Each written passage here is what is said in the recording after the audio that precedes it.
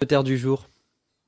Eh bien, aujourd'hui, on est ravis de recevoir dans nos studios à Bruxelles Ariel Margot, qui vient nous parler du voyage en Pologne qui s'adresse non pas aux jeunes des écoles juives dont on parle souvent, mais aux jeunes justement des écoles non juives de Bruxelles et d'Anvers.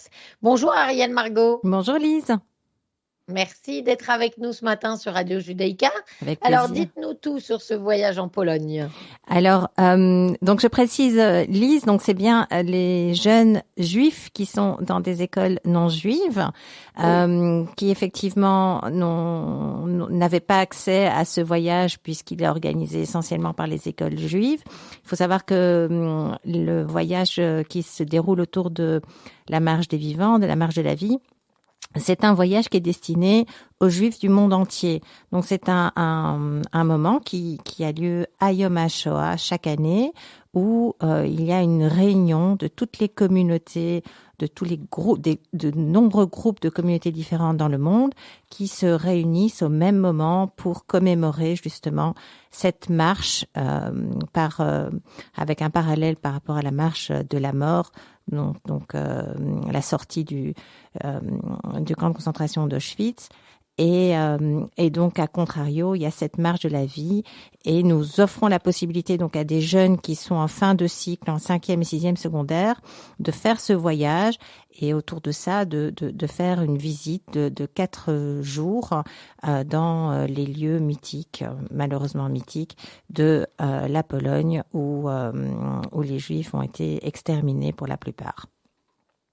Alors, j'imagine, Ariel, que la difficulté, c'est que les jeunes juifs qui sont dans les écoles non juives, en fait, vous devez les récupérer un par un, puisque c'est pas Exactement. un groupe déjà constitué. Non, tout à fait. Donc c'est vraiment ça le challenge de ce voyage, c'est d'abord motiver, puisque ce n'est pas un voyage qui est encadré par une école ou une association. Donc ça veut dire que nous essayons de mobiliser les jeunes dans leur intérêt de faire ce voyage. Ça doit vraiment être une démarche volontaire, puisque nous ne sommes pas des professeurs, nous sommes des accompagnateurs, nous sommes entourés de guides. Et donc, finalement, c'est une vraie démarche personnelle que les jeunes font. Nous avons nous constituons un groupe de jeunes de Bruxelles et de jeunes d'Anvers, puisque c'est principalement les deux grosses communautés.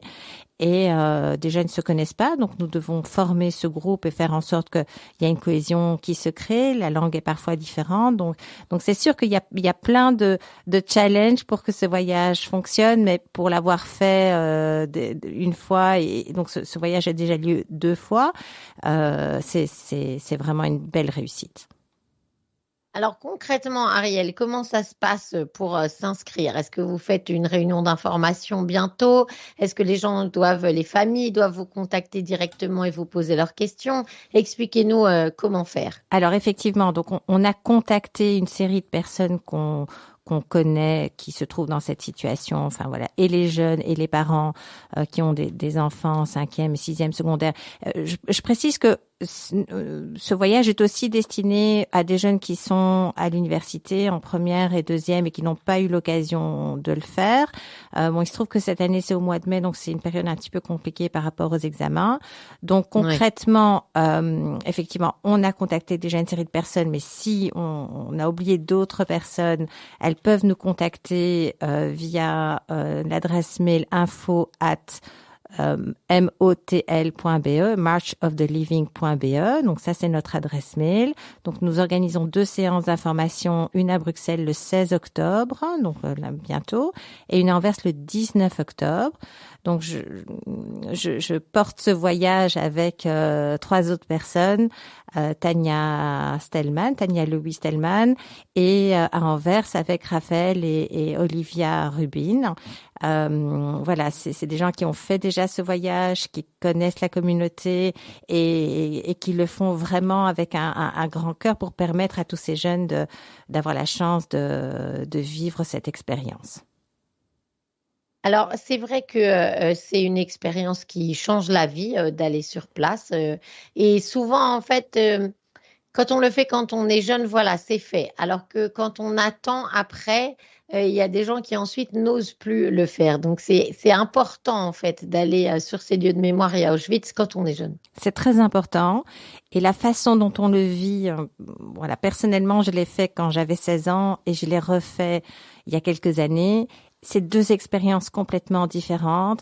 On a la chance aujourd'hui dans nos communautés d'être vraiment baignés dans cette éducation de la Shoah, ce qui n'était pas le cas quand nous étions jeunes. Mhm. Mais ça ne remplace pas le fait d'aller sur place, de se rendre compte visuellement, de sentir ce qu'était une vie juive dans ces pays de l'Est, comment euh, nos aïeux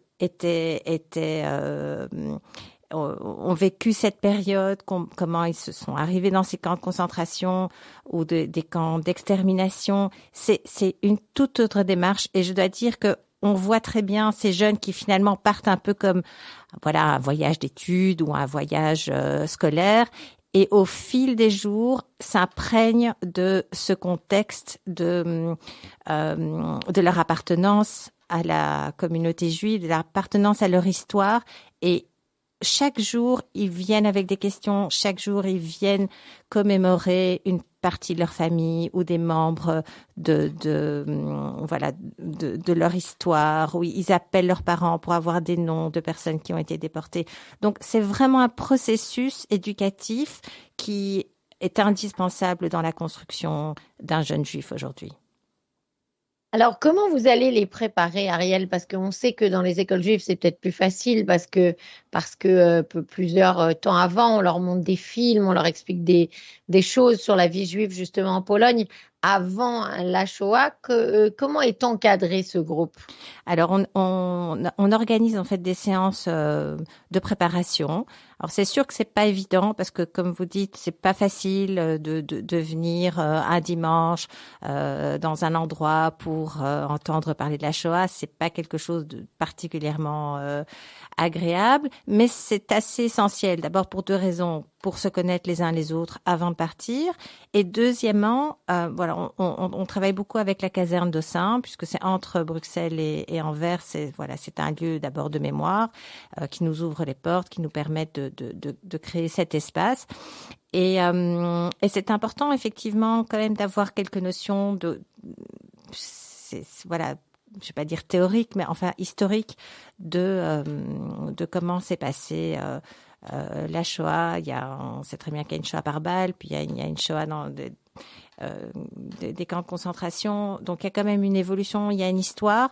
Et donc, effectivement, on fait au moins deux séances d'information les dimanches. On se retrouve, on parle de ça, on écoute, on conseille des films. On va essayer cette année de faire peut-être un travail aussi un peu plus personnel sur une recherche de famille, de parcours, de vie, ou si on n'a pas quelqu'un qui est passé par la Pologne, en tout cas peut-être des personnes célèbres qui ont eu un parcours compliqué pendant la guerre et on sait que malheureusement tout le monde a une histoire à raconter. Oui, bien sûr. Alors, est-ce que vous pouvez donner des informations pratiques, Ariel? Si des gens qui nous ont entendus ce matin veulent participer ou veulent que leurs enfants ou leurs petits-enfants participent à ce voyage en Pologne pour les jeunes juifs des écoles non juives de Bruxelles et d'Anvers, ils font comment? Alors concrètement, donc nous contacter. Donc le voyage aura lieu du 5 au 9 ou au 10 mai, donc c'est pas encore tout à fait arrêté, donc ce sera 4 ou 5 jours. Alors c'est vrai que pour certains c'est des vacances, pour d'autres ils sont à l'école puisqu'on a un système en Belgique assez compliqué au niveau des vacances. Il faut savoir que les écoles qui ont cours à ce moment-là autorisent, on n'a jamais eu de problème, autorise ce voyage, puisque c'est un voyage pédagogique. Donc, on écrit une lettre, on demande à l'école d'accepter les jours d'absence. Donc, comme le 9, c'est un congé, ce sera que 3 jours d'absence. Donc, ça, c'est pour les dates. Alors, pour nous contacter, donc, comme je l'ai dit, le site internet, l'adresse mail, c'est info@motel.be, March of the Living. Sinon, vous pouvez m'appeler sur mon téléphone, je vais donner mon numéro de téléphone, c'est le 0476 46 26 26, ou bien à Anvers, chez Raphaël Rubin, le 0479 40, je vais essayer de bien lire, le 0479 47 84 77. Voilà, je pense que ceux qui veulent nous trouver, nous trouveront. En tout cas, il ne faut pas hésiter à nous contacter. Voilà. Merci beaucoup, Ariel Margot, d'être venue ce matin nous parler de cette initiative très importante de la Marche des Vivants et d'emmener des jeunes des écoles non juives de Bruxelles et d'Anvers en Pologne. Bravo à vous et Chag Sameach. Merci beaucoup, Chag Sameach.